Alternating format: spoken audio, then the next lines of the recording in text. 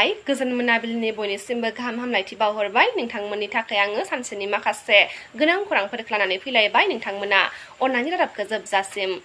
दिनै सानसेनि माखासे गोनां खौरांफ्रानो जादों फैगौ बिटिसि बिसायख'थिया खाथिनिफ्राय खाथिसिनाव सफैबाय जायनि थाखाय बर'फोरनि गेजेराव गोबां बुलाय-बुसि सोमजिदों। बिटिसि बिसायख'थिखौ बिथा खालामनानै हिंसायारि महर लादों बिटिआरआव हरनि समाव मोनसे दोलोनि सुबुंफोरा गुबुन मोनसे दोलोनि सुबुंफोरखौ बुफाय-बुसि खालामदों जाय जाथायफोरा समाजारि बिजोङाव गोबां गोसारदों। मख'नो गोनांदि 14 नं चिरां दुवार बियाब सिंनि 3 नं टिबिटला गामियाव बिरदाव मोसाहारिया रायजो राजाफोरजों बिसायख'थिनि सोमोन्दै सावरायनाय समाव इउपिपिएल हान्जानि मददगिरिफोरा दान्थे-बिदान्थे खालामदों। खौरां मोननाय बायदिब्ला इउपिपिएल हान्जानि मददगिरि फारियै हपना हासदा रामु किस्कु बिथांमोना जौ लोंनानै रायजो राजाफोरजों सावरायनायाव समाव दुंहाव थासारि खालामनो नाजानायनि अजद दैखांदों। गुबुन फारसेथिं खाग्राबारियाव बिजेपि दोलोनि अफिसखौ बुख्रुबनानै गालांजोब्बाय होननानै फोरमायथिदों बिजेपि दोलोनि सुबुंफोरा। खाग्राबारियाव जोंनि बिजेपि अफिसखौ बुख्रुबलांबाय।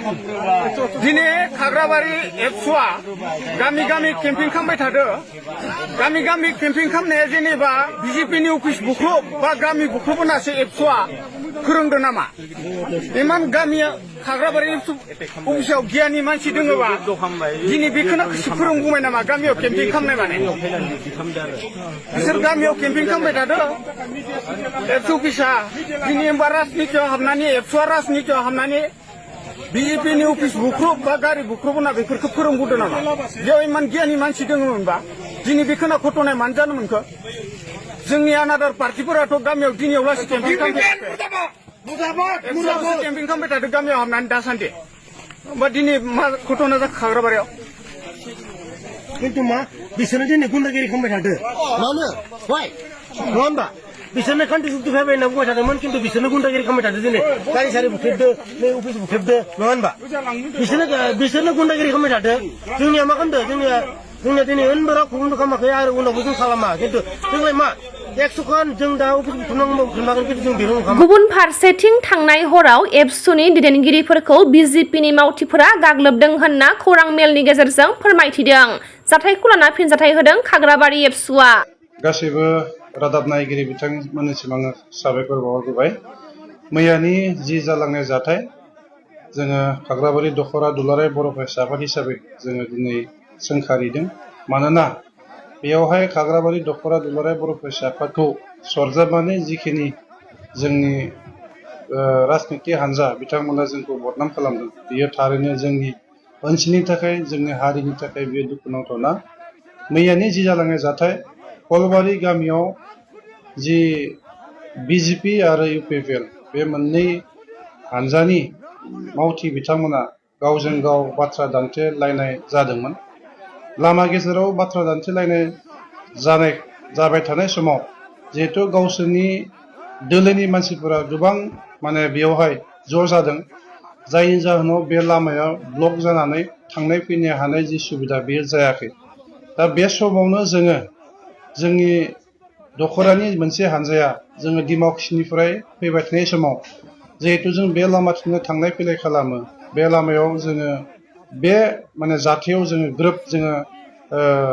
नांथाना थाफैयो आरो जोङो थांनो हायै बा फैनो हायै जि मोनसे अबस्था बिदि जोङो खनमिखिन जानो गोनां जायो। जोङो जाथायखौ जोङो नुबाय थादों।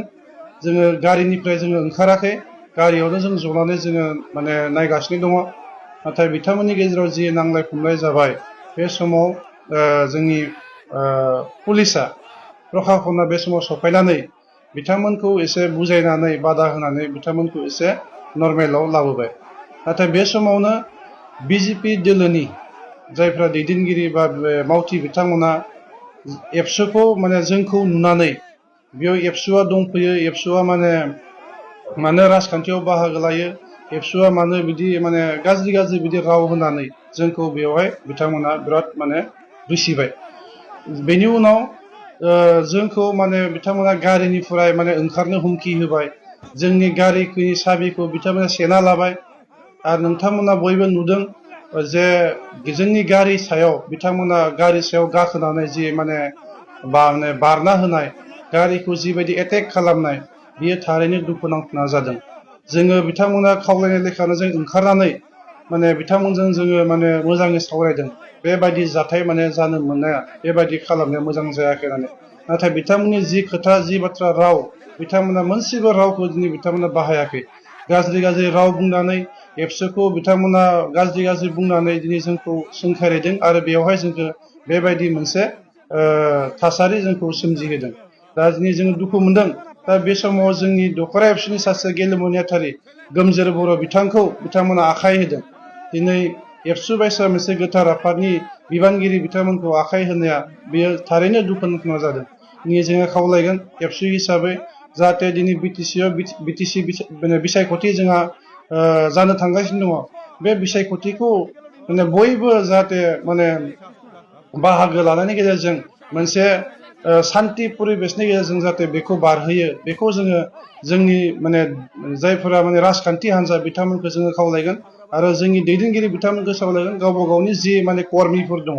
बिथांमोनखौ जाहाथे लोंहो जाहो बेबायदि हरनि समाव बाहायालाबासिनो मोजां समाव रायजो राजाखौ बुजायनो जाहाथे माने खावलायो बेखौ जोङो खावलायगोन मानोना बिटिसिनि बारग' चिफ हाग्रामा महिलारि बिथांनि सायाव शुकुर आलीआ गोख्रों फिनजाथाय होदों जाय भिडिअ'आ समाजारि बिजोङाव गोबां गोसारदों কোন শুকুৰালী চিনি নাপায় মই এই চন্দন নিচিনা মানুহ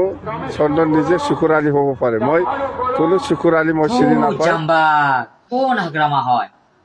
তেওঁ আমাৰ নাম ল'বলৈ হৈছে তেওঁ আমি জিৰ' বনাই দিম জিৰ'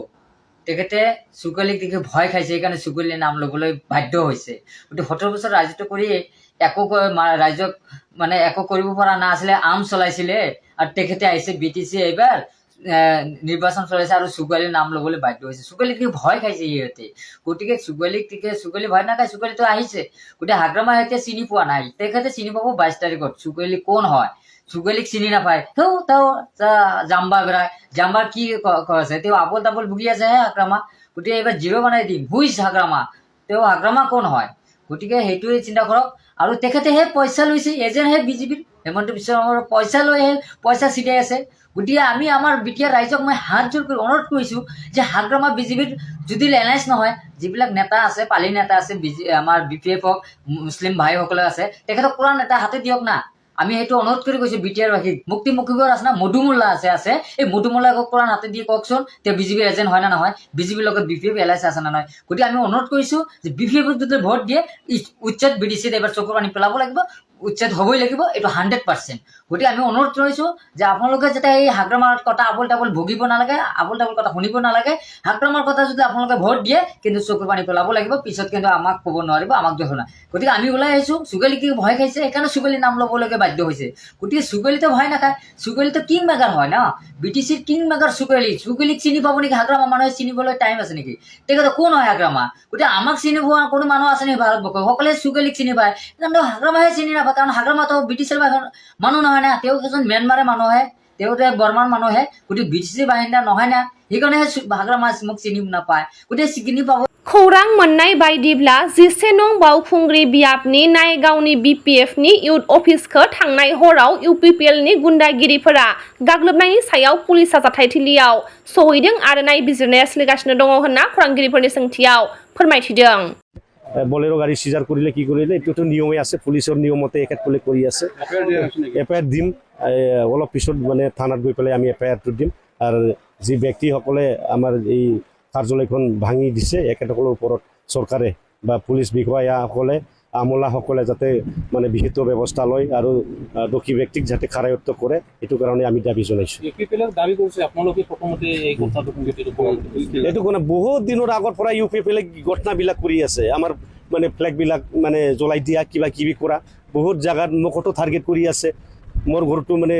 যোৱা MP ইলেকশ্যনত ভাঙাই দিছে এতিয়াও টাৰ্গেট কৰি আছে ঠিক তেনেধৰণে মানে কিছুমান গুণ্ডাগিৰি কামবিলাক আজি UPPL দলে কৰি আছে নিখিল বড়ো ছাত্ৰসন্থা কিছুমান গুণ্ডাগিৰিসকলে কৰি আছে আজি এফচু মানে UPPL মানে এফচু আজি আপোনালোকে চাই আছে এফচু নেতাবিলাকে ডাইৰেক্ট ইলেকশ্যন কেম্পেইনত নামি পৰিছে সন্ধিয়া ভুৱা মানে দুৰ্নীতিপ্ৰম লৈ পেলাই ঘূৰি ফুৰি আছে আমাৰ মহিলা गुबुन फारसेथिं आरो UPPL दोलोआ BPF हानजाया UPPLनि सोद्रोमाफोरखौ गाग्लोबनो नाजादों होनना अजद दैखांदों दुखुनांथावै मैया दनेश्वर गयारी बिथाङा 8:30 रिंगायाव आसाम BTR बर्डाराव मोनसे मिटिं खुंदोंमोन बे मिटिं खुंनायनि उनाव बिथाङा 9 बाजियाव नैबे तिनतिला ओनसोलाव गावनि जा गुन्दाफोर बेखौ माने बिथाङा मोनसे न'खराव सोनानै गालाङो आरो सोना गालांनानै हरनि 9:30 10 बाजिनि गेजेराव बिसोरनिफ्राय गारि 50सो गारि फैबावो बलेर' गारि फैनानै बिथांमोना जोंनि जा इउपिपिएल सापर्टारफोर बे सापर्टारफोरखौ आक्रमण खालामदों जोंनि गंथाम गारि बुफायनायजों लोगोसे बिथांमोना जोंनि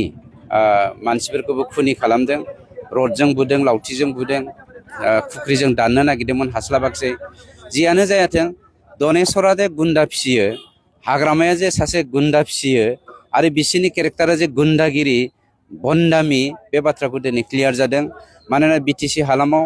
मानव गेदेर प्रमद बर' बिथांनि दैदेननायाव गासैबो जाति जनगोष्ठीखौ लानानै जोङो सान्ति गायसननायजों लोगोसे खौसेथि मोनसे जोङो बिटिआर समाज गायसननो हादों हिन्दु मुसलमान बर' अना बर' पार्थक्य गैयै जोङो फारागथि गैयै मोनसे जोङो समाज गायसननो हादों बेखौ नुनानै हाग्रामाया गिखांदों आरो दिनै मोनसे बाथ्राया रोखा जाबाय हाग्रामाया जेननायखाय दनेसरा जेननायखाय लास्ट बिथांमोना